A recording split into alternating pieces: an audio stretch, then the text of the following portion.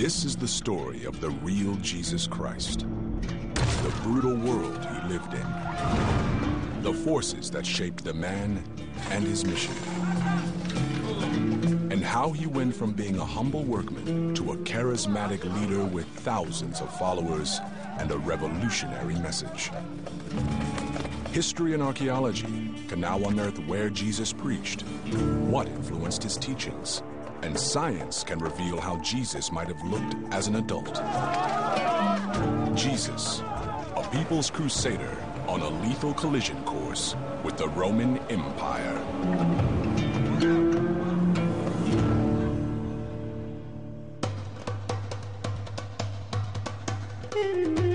Three biblical experts have journeyed to the Holy Land to uncover the real world of Jesus. Biblical studies expert Rachel Haverlock, archaeologist Byron McCain, and theologian and Baptist minister Alan Callahan are unearthing remarkable evidence about the man and his times. Rachel and Alan have come to the desert near the River Jordan, a key place in the young Jesus' life. The Jordan has long played a central role in the history of the Jewish people. It was here the river parted for Joshua and the Israelites. Here the prophet Elijah was taken up to heaven in a chariot of fire. The Jordan's always been a place where people have kind of physical encounters with God. Even today, it's a popular pilgrim site.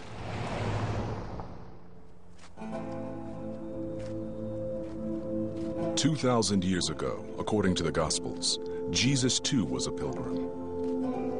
He walked 90 miles to the River Jordan from his hometown of Nazareth. He was already an unconventional young man. He hadn't married or become a tradesman like his father.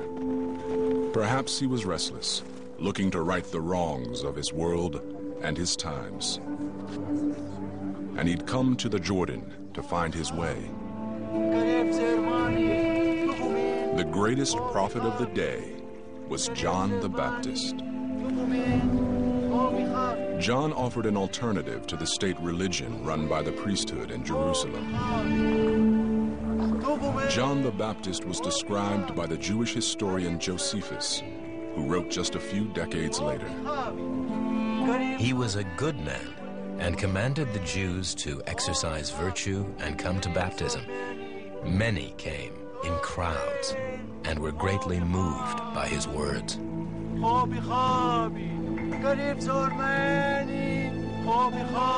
John had a simple idea, which in first century Palestine was novel and liberating. Jewish law dictated that the faithful, to stay spiritually pure, needed to perform regular ritual bathing. John said that if people wanted to repent of their sins and be saved by God, all they had to do was be baptized once by him. This guy comes along and he says, you don't need a priest. You don't need temple. You don't need sacrifice. You don't need a king. You don't need to go to town. All you need to do is get wet and wait. And it's absolutely brilliant in its simplicity. The gospel suggests Jesus was attracted to this revolutionary idea.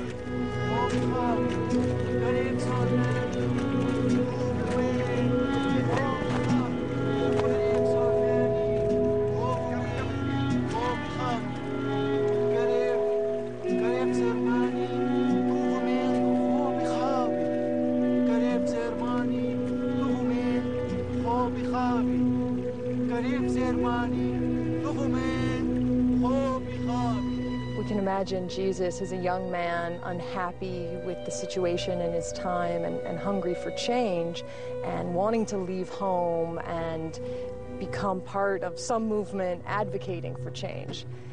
At the time, the Baptist movement was the biggest thing happening, and it would make sense that such a young man would come to be a part of it. Jesus' encounter with John was so significant that two of the Gospels take it as the starting point of the Jesus story.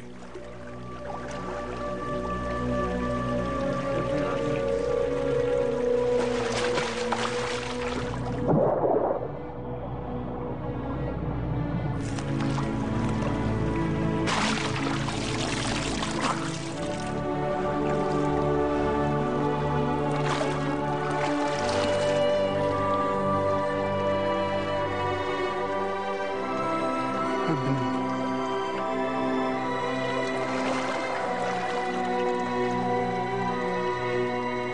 Gospels say that John instantly recognized Jesus as the Son of God and bowed down before him.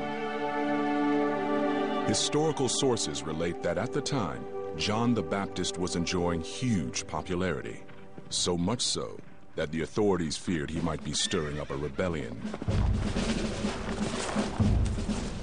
John had deliberately made his base on the east bank of the River Jordan, just outside Roman-controlled territory. This region was ruled by Herod Antipas, the Romans' puppet king. Herod could have left John, a fellow Jew, alone. He presented no military threat. But Herod was uneasy. Anybody who came out here with a mass following was going to be suspect in those circumstances. The Romans demanded that Herod keep order, so he decided to use John to send a warning to all religious subversives.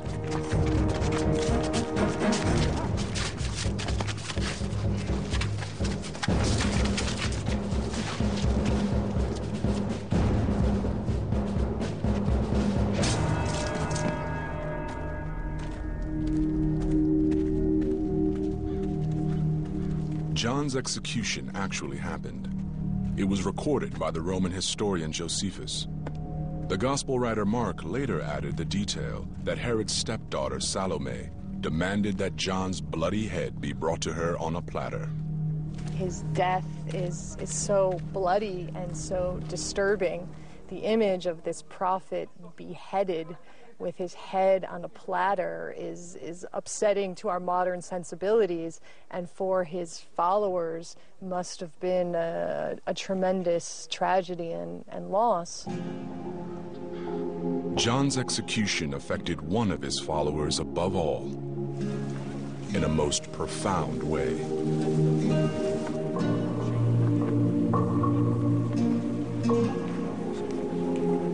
The Gospel of Mark suggests that this was the moment Jesus became a leader in his own right.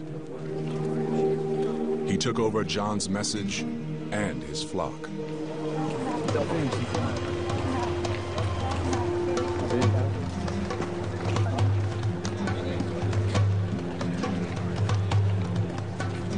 But there was a key difference between the two men. John stayed closer to the water. His stock and trade was the baptism here along the Jordan, whereas John assiduously avoided populated areas. Jesus took that show on the road. Jesus wanted to take his message to the people, to his kind of people.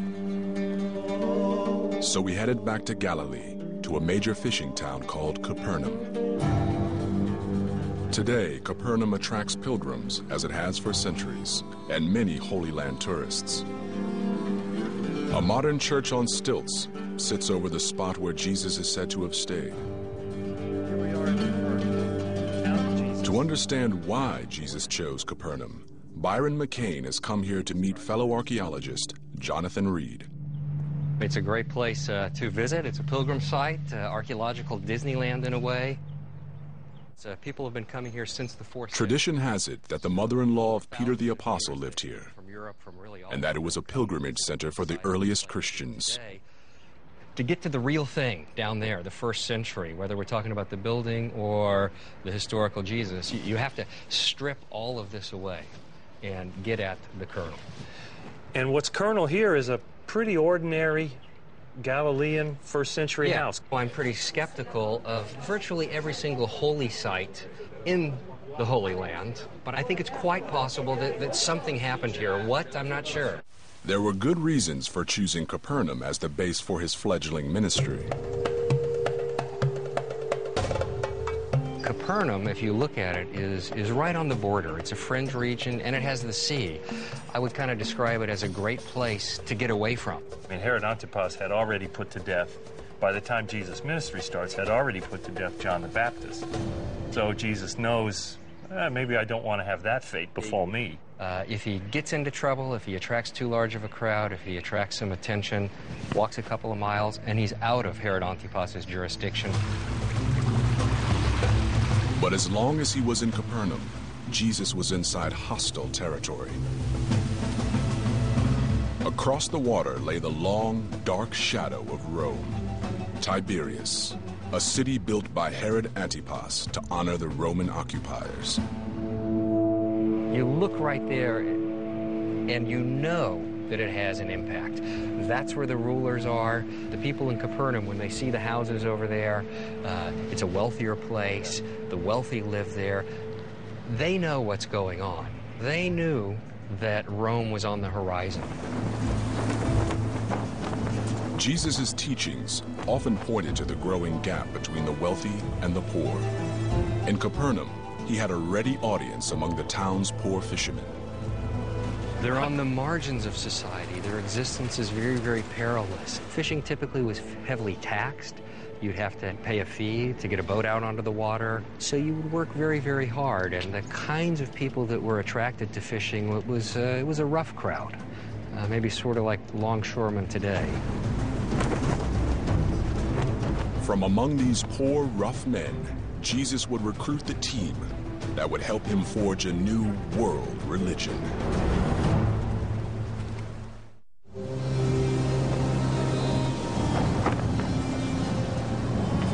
When Jesus returned from his journey to the River Jordan, he settled in the town of Capernaum and began to recruit disciples from among the ranks of poor fishermen. The Gospels tell us that the first two he enlisted were the brothers Simon Peter and Andrew.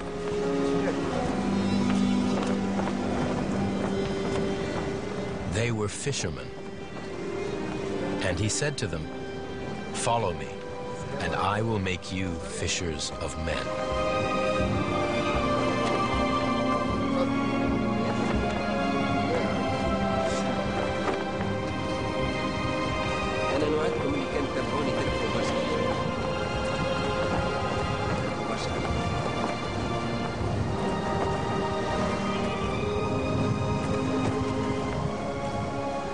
Invites them to give up everything to follow him. It's in a way something they jump to do. They just drop everything and do. Well, they drop everything and follow him, but they don't really have that much.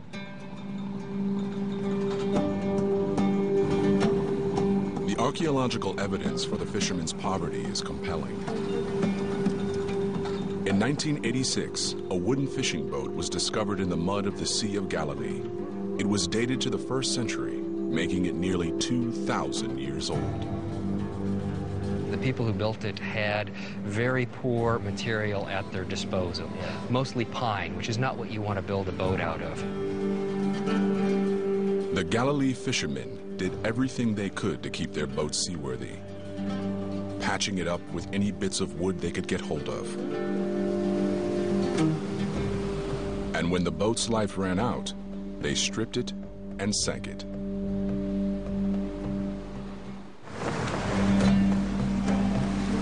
The local fishermen weren't the only potential recruits for Jesus in Capernaum. It was a trading town, just the kind of place that attracted young male drifters from the countryside. If you look at it strictly from a demographic perspective, there's an awful lot of what I would call marginal males. Young men that can't get married because they don't own land. And so very often what they do is they move from smaller villages to larger towns or even cities. Throughout his life, Jesus had observed how poor people like himself were powerless under Roman domination. They felt the yoke daily, in their bellies and in their pockets. So one of the ways in which that Roman presence gets felt is through taxation. And the Gospels talk about tax collectors and even a customs house here at Capernaum.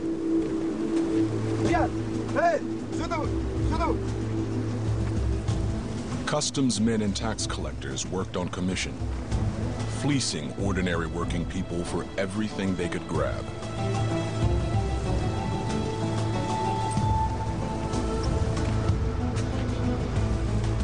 There were taxes on exports, imports, and on goods in the market. In some places, there was a head tax, a tax simply because you existed. Farmers had to pay a land tax, around 12.5% of the annual value of their crops. For Jews, paying money to the Romans was infuriating. Rachel Haverlock met with Jewish history professor Jack Pastor, who has studied how a typical man was taxed in first-century Galilee. So we're getting close to 30% was already taken by various authorities before we even get down to making a living. And if you take into consideration the man probably was in some sort of debt, you could see that a lot of people would be on the border of subsistence. How much resentment do you think there was on the part of different people of the Galilee towards paying this tax to the Romans? You have this civilization that has conquered you, that you oppose their values, and now you have to pay them?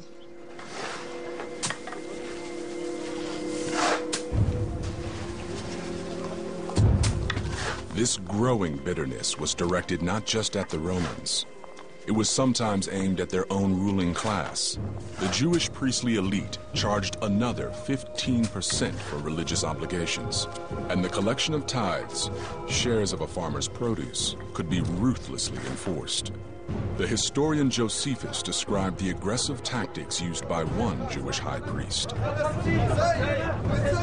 He had servants who were very wicked and took away the tithes by violence, and did not refrain from beating those who would not give these tithes to them.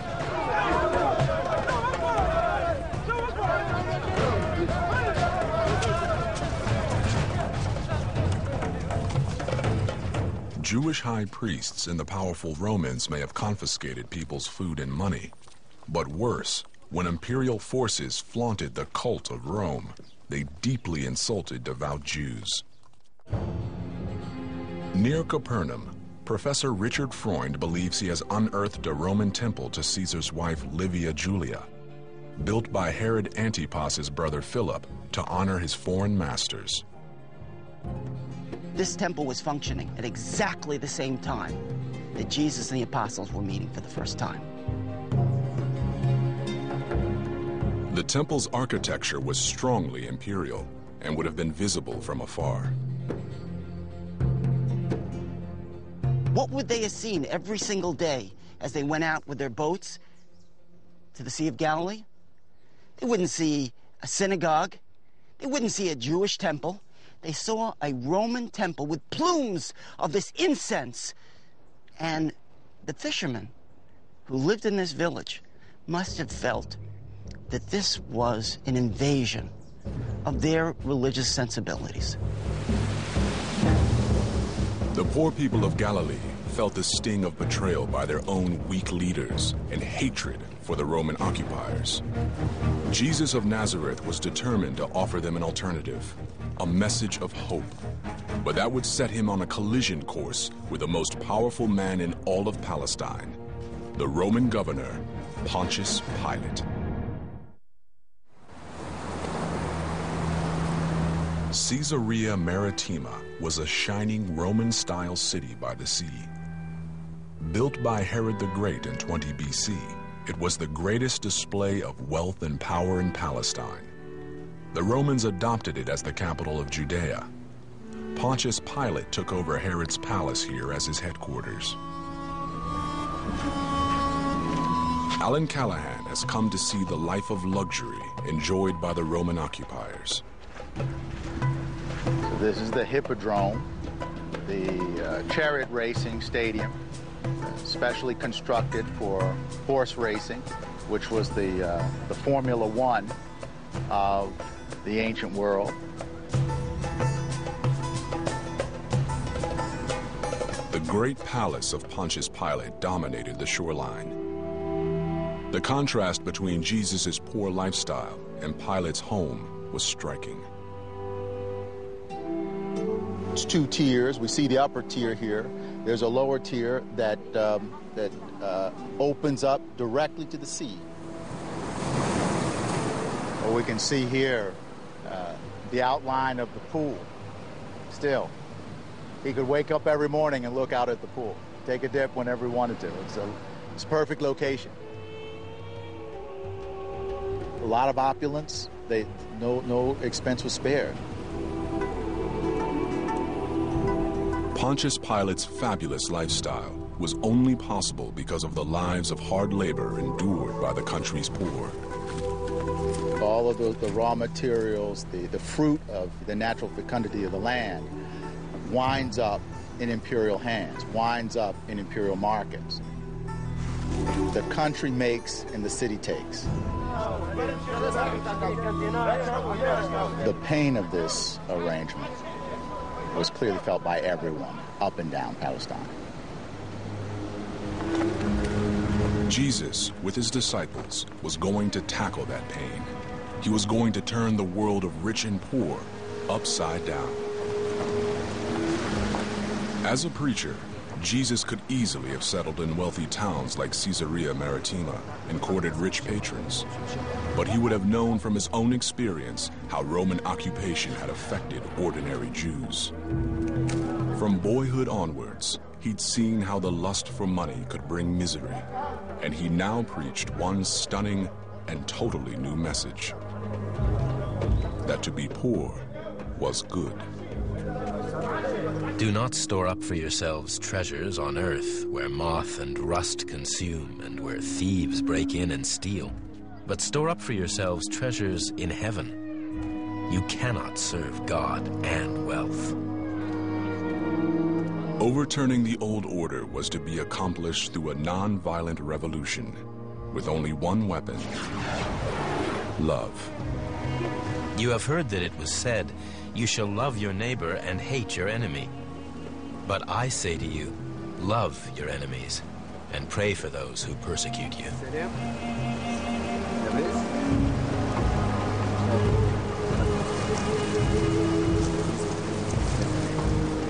And Jesus went further than mere words. He began to seek out and embrace the despised: prostitutes, sinners, the sick.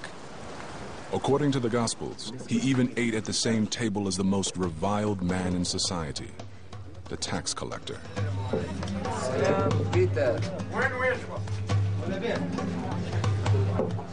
These are not the kind of people you would invite to your Sabbath table, because a person would really see them as their oppressors.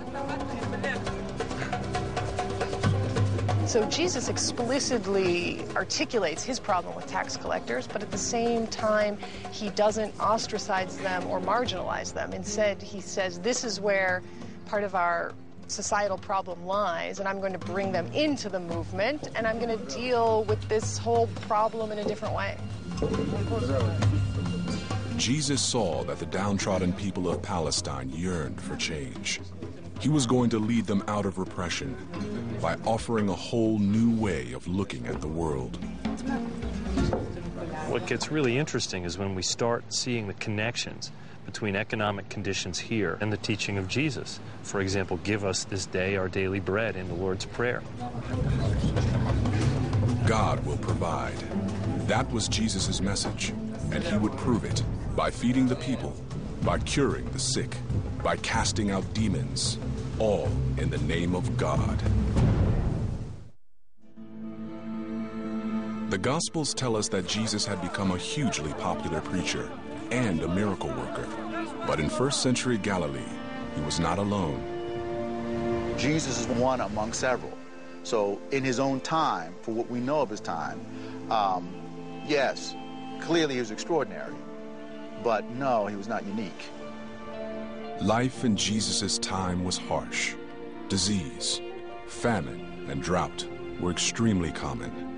In the absence of science or medicine, people clamored for miracles. One of the most popular miracle workers of the time was a rainmaker named Honi the Circle Drawer.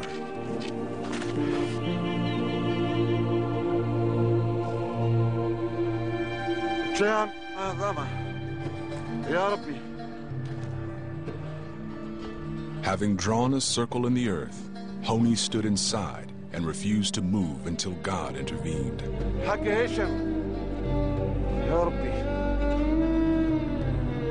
Miracle workers like Honi are still revered by many Jews today.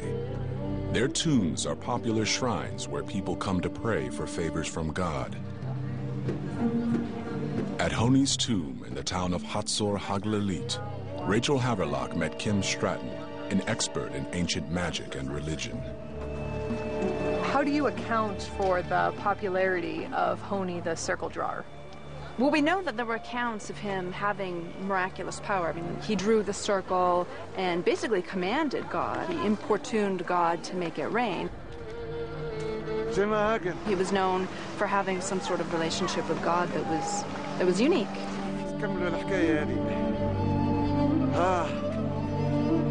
Farmers and peasants, desperate for rain to grow their crops, would crowd around as Honi went to work.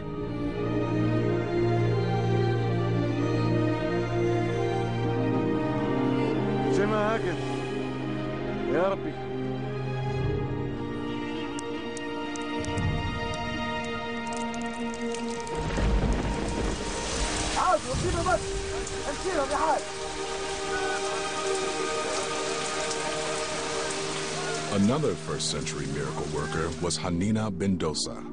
His miracles were of a different kind. Hanina is known most for kind of private miracles, so praying for a particular person or the son or daughter of a particular person, and that person getting well. Hanina is perhaps more similar to Jesus, right, and who also, performed, hands-on kind of healing, right, or, through prayer or through touching his garment. Such healing was entirely accepted in first-century Palestine.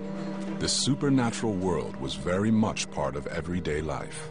There wasn't this separation that this is science and this is miracle or this is religion. The world was populated by angels, by demons. And in Jesus' world, demons were the cause of disease. In the Gospel of Mark, a father brings his son who is having seizures to Jesus.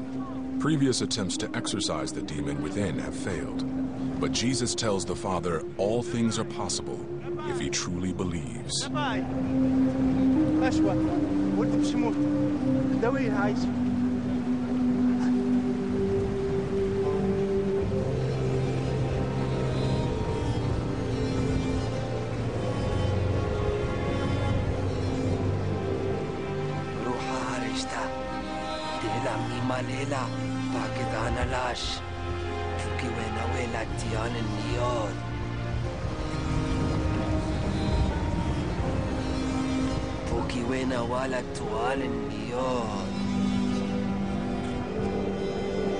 Jesus rebuked the unclean spirit, saying to it, "You spirit that keeps this boy from speaking and hearing, I command you, come out of him and never enter him again."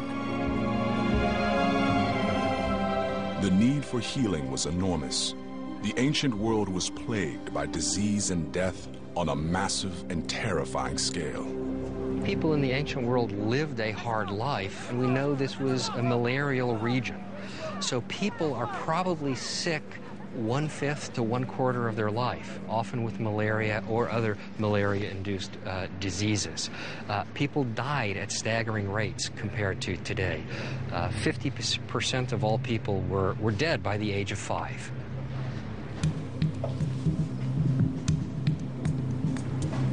Such astonishing levels of disease and mortality have been confirmed by forensic science. Physical anthropologist Israel Hershkovitz revealed to Byron McCain evidence of the most horrifying and rampant of first-century diseases. This is leprosy. Actually, what you can see over here is that the soft tissue is dying and the bones are being remodeled, and slowly you lose your fingers, you lose your toes and fingers and so on. So this is what you see. This is a typical... This is a foot that's sort of falling off from the toes. Yes, that's what happened in leprosy. You start with the edges.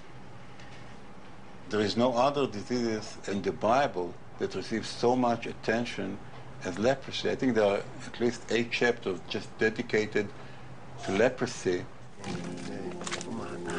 The Gospel of Mark tells of Jesus curing a leper in the very first chapter.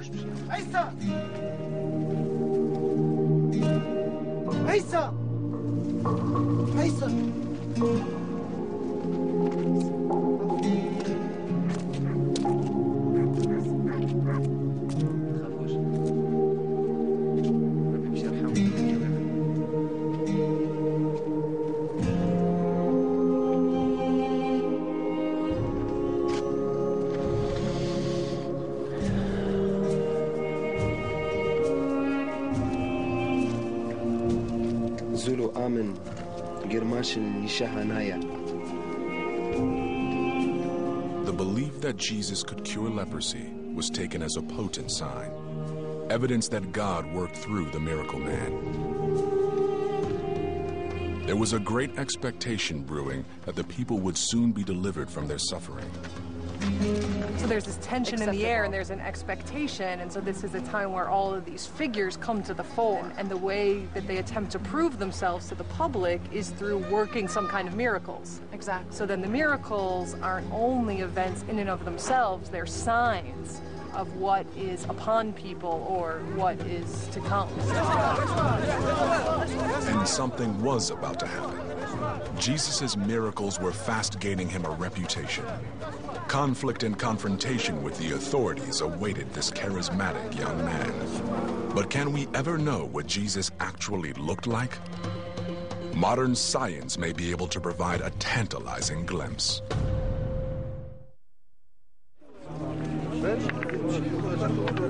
The Gospels tell us that Jesus had the power of healing, and that this attracted many followers. But historical accounts from the time revealed the perils of being a popular miracle worker. Theudas, another contemporary of Jesus, proves the point. According to the Roman historian Josephus, Theudas persuaded a large crowd of believers to follow him to the River Jordan and told them he would command the river to divide so they could easily cross it.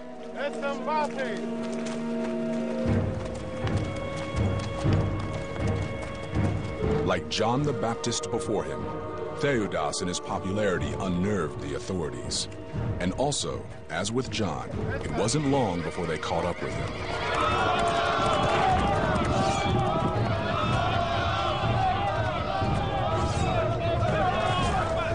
Theudas' barbaric fate was a warning to all aspiring miracle workers.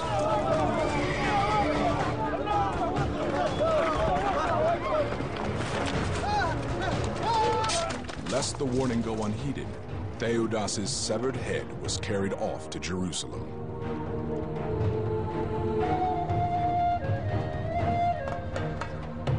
Parting a river's waters was good for show, but Jesus was speaking to people's deepest needs.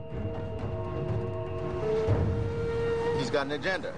Free food, free medical care, free education. And with that agenda, he's not just transforming individuals. There's something much bigger going on here. He also gains a kind of a political power by amassing these followers here.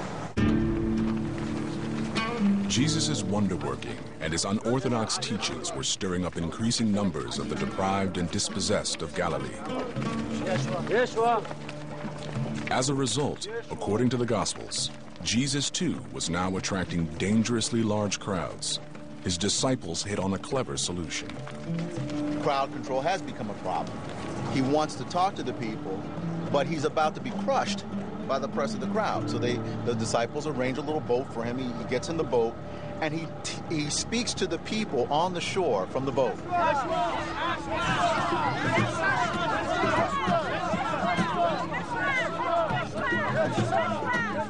To attract such crowds, Jesus must have been an accomplished orator. But can we ever really know what he looked like?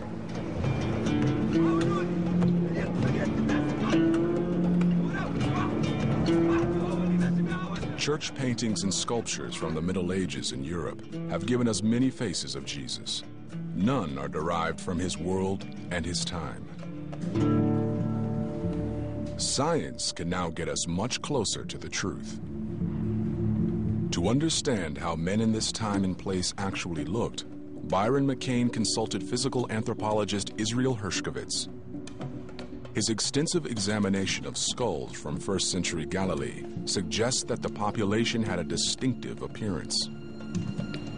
The actual face is smaller and much slender than in other populations, like European populations or African populations, very slender. But it is very typical to our region. Using a state-of-the-art CT scanner, Hershkovitz can produce a 3D image of a typical Galilean skull. Software can then accurately recreate the structure of muscle and sinew on the face of this person from 2,000 years ago. A man who came from the same tight-knit genetic pool as Jesus. There is a scientific way, very accurate way to do it, because we have standards, you know, how thick the muscles are, how thick the skin are, how much fat we have to put in different areas of the face. So eventually, you will get the face. The underlying structure of the face that would be produced that way would be a structure that represents what was most typical and ordinary at the time of Jesus. The skin of poor working men at the time of Jesus would have been weather-beaten, and historical sources state that their hair and beards were cropped short to protect against lice. As the forensic artists complete their reconstruction, we can, for the first time, start to get a scientific glimpse of what Jesus might have looked like.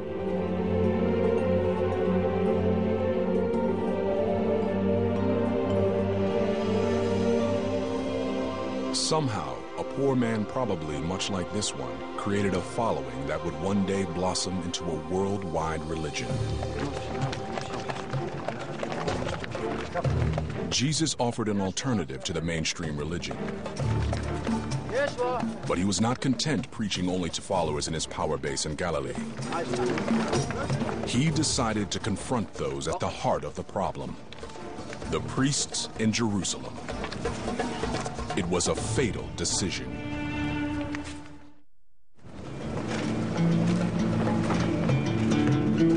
Jesus had one simple, overarching message. It both addressed and confronted the cruel, unjust time and place in which he lived. He said there was a different world to come.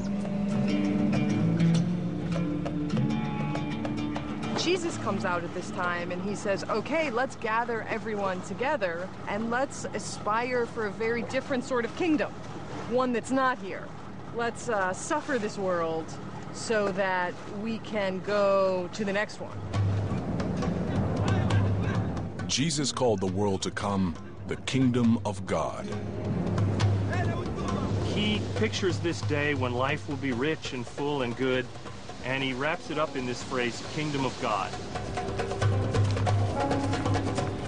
Jesus explained his kingdom of God, or kingdom of heaven, in what's called the Sermon on the Mount. Its location is contradicted in the Gospels. Matthew talks of a mountain, Luke of a plain. But today's scholars believe a single sermon in a single place is unlikely. It makes more sense that the early Christians collected Jesus' sayings in bits and pieces, and Matthew puts together this beautiful compilation to really introduce, in his terms, what he thought Jesus' teaching was really all about.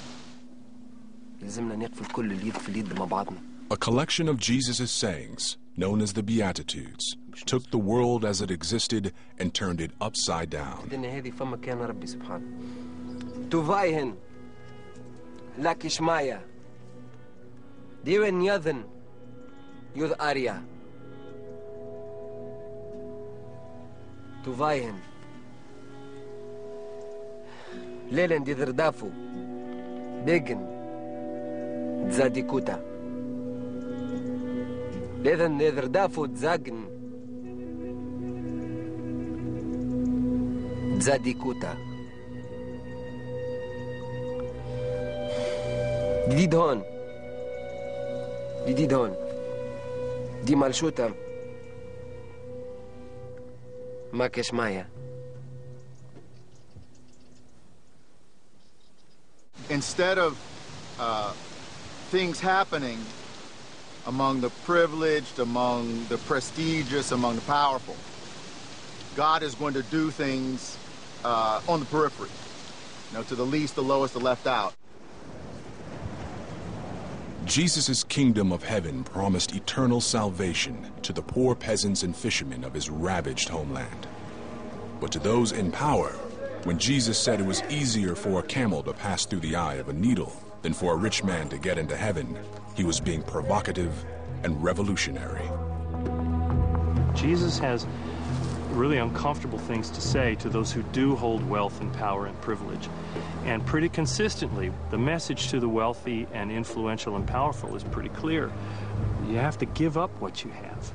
This new order, the kingdom of God, is going to call on you to let that go. Don't hang on to it. Don't even try to hang on to it. And the time to let go had come.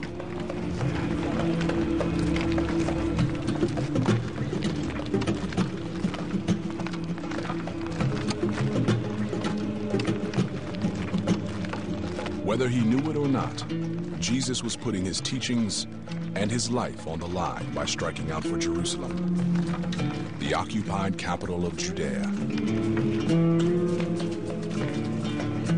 From the gospel accounts, Jesus' entrance into Jerusalem was an extraordinary piece of theater, one loaded with symbolic meaning. He comes in peace. That's what it means to ride in on a donkey. You know, if you enter the city in a rickshaw, that's different from entering the city in a tank. Entering the city on a donkey. The Torah, the Jewish Bible, said the Messiah, the liberator, would enter Jerusalem in exactly that way.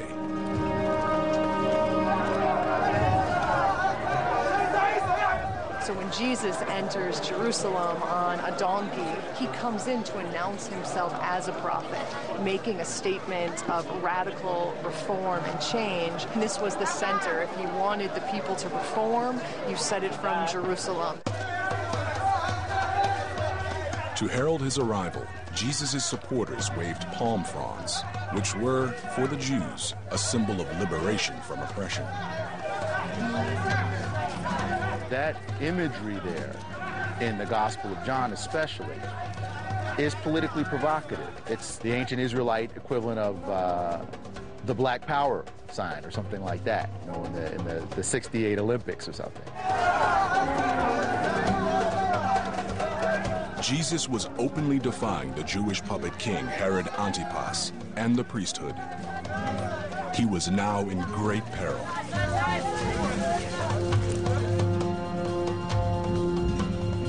Today, in Jerusalem, tourists flock to the sites of Jesus' famous final days. Byron, Alan, and Rachel are going to investigate whether those locations have any basis in fact.